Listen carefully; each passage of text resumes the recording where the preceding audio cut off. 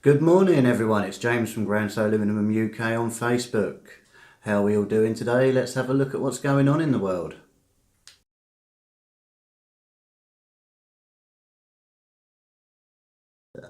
This is the current 10-day trend from the GFS models. Let's have a look how we're going. It looks like the snow's coming and it's coming for everybody.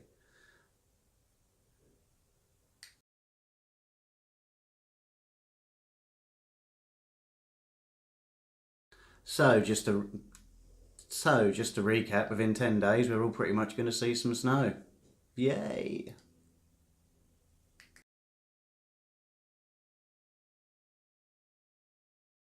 Now would be a great time to bring this article up from 1998 from the BBC. Pretty much saying that by 2008 there'll be no more snow in the Alps. Like the ski resorts, they're all worried. The snow will be gone. Look out the window, guys. 10 years later than that.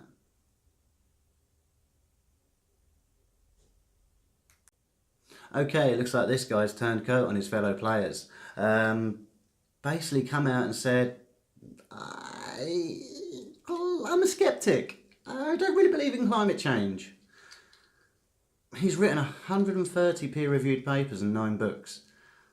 He's had a lot of say in the issue for many years, and now he's just suddenly turned around and said, if the science is settled, then we should pack things up and go home. His words. This is just like perfect. Do you think he's feeling a bit guilty about lying for so long? Look him up. Genuine guy, genuine guilt, genuine conscience, finally telling the truth. The link to this will be on the video, so please click it, look it up, read it. He's quite honest about what he thinks. It's quite a good read. Then look him up and see his credentials. He's highly qualified to have these opinions. So here we are, guys, back to the chart again that I mentioned last time. This is the paper showing this chart, basically showing that during times of high CO2, life on the planet basically flourished. So surely it's in our best interest to adapt and learn to live in this high CO2 environment and not to fear it, but to embrace it. Because CO2 is nothing but good for the planet. It's good for plants. Feeds nearly everything. It doesn't cause heating. There's no link to heat and CO2 levels at all throughout history, so why would it do it in the future?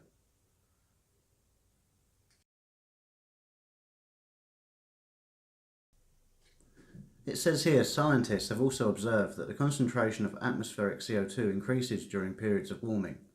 However, an increase in temperature always precedes an increase in carbon dioxide, which generally occurs decades or centuries after the change in temperature. So CO2 reacts to temperature. It's simple. CO2 does not drive temperature. These increases in concentration of atmospheric CO2 offer optimal conditions for the development and evolution of living beings on Earth.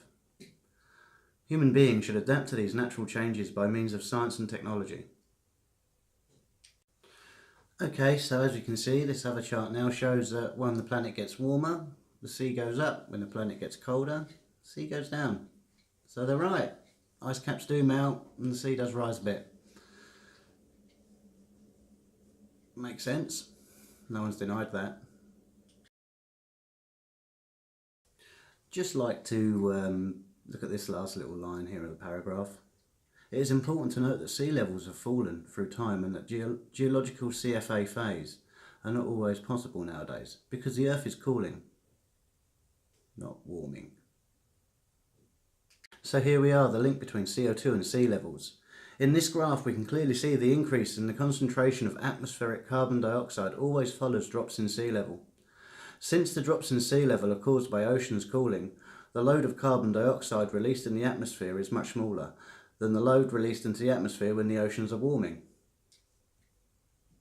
Oh dear. Yes, the seas can do all of that. So, in the conclusion here, at the moment the area of the continental flood is almost 7%. According to climatic succession, we expect the area of continental flood to increase to almost 10%, but never so massive that it will put human population in danger, as the IPCC has taken to suggest almost every day. Allow me to clarify that most of the claims regarding catastrophic climate change filling the newspapers are overblown and based on data that is being exaggerated to blame humanity for climate changes, which are absolutely natural. You're not doing it, guys. Chillax. So I'm just going to take a minute to plug my page. Shared a great little video this week. A gentleman called Professor Ian Clark talking to Congress in Canada about CO2, man-made climate change. Was aired live at the time, but since disappeared and sort of resurfaced again recently. Really worth watching. No one knows why this was sort of ignored. In Canada, seals inundated on land because the water suddenly froze. Now when the animals get it wrong, that's when things are strange. That's what I think. Well, this guy has a wicked sense of humour, doesn't he?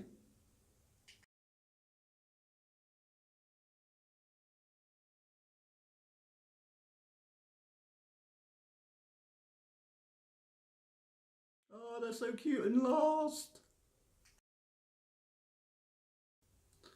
And what's the bet this image is going to show up somewhere in a meme somewhere sometime?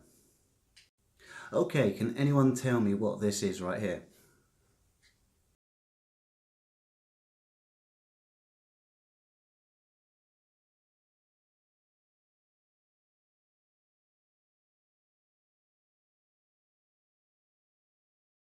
If you said forest, you are a winner. Ding, ding, ding, ding. Yes, that is the forest in Romania. Gone. With enough snow that you can walk on top of it and stroke the treetops.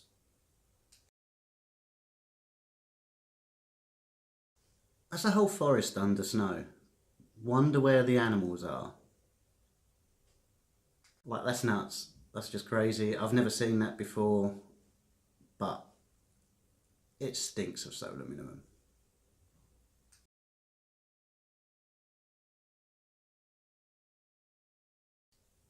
I'd like to thank everyone on Facebook. My last videos had 200 views over the weekend, so that's just amazing. See if I can get this one even further, guys. Please share the videos. If you're brave enough, share the videos. I'd love to start the conversation with more friends and family and just see where you can take this. Thank you very much for watching. Once again, please like and subscribe. Have a great day, everyone. Ta-ta for now.